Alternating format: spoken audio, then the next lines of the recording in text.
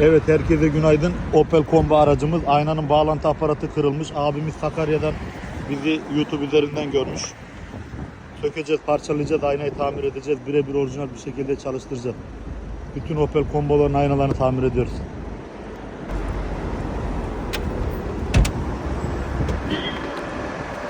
Aynamızın işlemi tamamdır. Müşterimize geçmiş olsun.